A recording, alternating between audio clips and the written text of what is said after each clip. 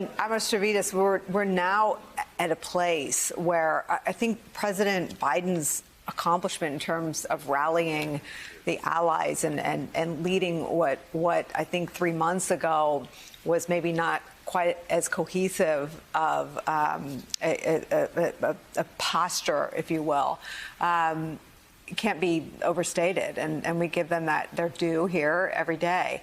But there is, coming from Zelensky and coming from the country and coming from the journalism coming out of that country, now an impasse, right? There are limits to what we will do. Yeah, to Rick's point, to your point, to Richard's point in that train station, turn that film into black and white, and suddenly you're on a rocket ride back to the 1930s. You're watching the History Channel in real time. That is pretty shocking. And I've seen that reporting from Richard a couple of times, and it's heartbreaking.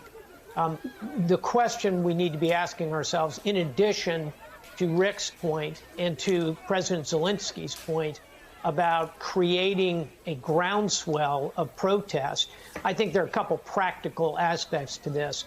One is cyber and protecting Ukrainian electric grid. Number two is creating the modalities for the Ukrainians to fight. They will fight. They're fighting desperately. We need to continue to flow weapons through Lviv. Here, geography helps us, Nicole. We've got a NATO border there. Putin is not going to cross the NATO border in anger. We need to get the weapons into the hands of these Ukrainians. They need to be given the absolute best intelligence we have available so that they can use those weapons effectively.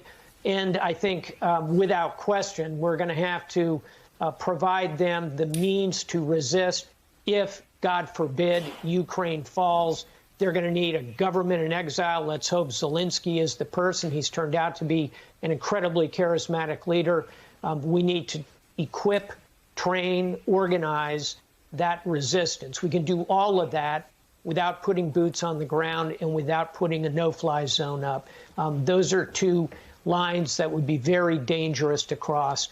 Short of that, we ought to do absolutely everything we can practically to help Ukraine. Admiral Stavridis, let me show you the NATO Secretary General's comments on Putin's brutality today.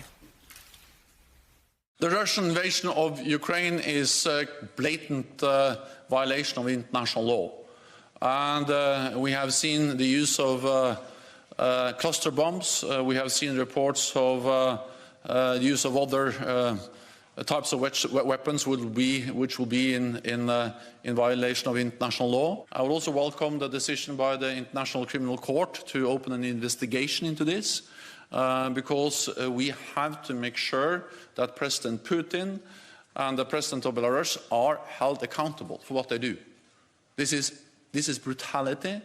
This is inhumane.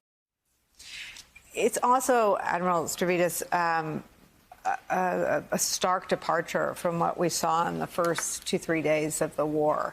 It's a question I've put to many guests. I'll put it to you again. What is more dangerous to Ukraine, a Russian operation that, at least in that march to Kyiv, looks not to be going according to plan, but an onslaught that in the video that the world can see is clearly becoming increasingly indiscriminate and brutal? Indeed. And first of all, you have to just respect the NATO Secretary General, former Prime Minister of Norway. I know him extremely well. Boy, he sails right at you like a Viking prow. I have so much respect for the way he is framing this. And let's use the words. These are war crimes. Look at the footage you're showing. You do not use artillery against residential buildings like that unless you are a war criminal.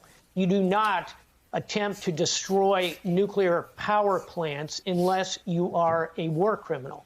And that is precisely what the Secretary General is saying. He's correct. International Criminal Court, let's bring that forward. That becomes part of the public conversation that Rick and I were talking about a moment ago.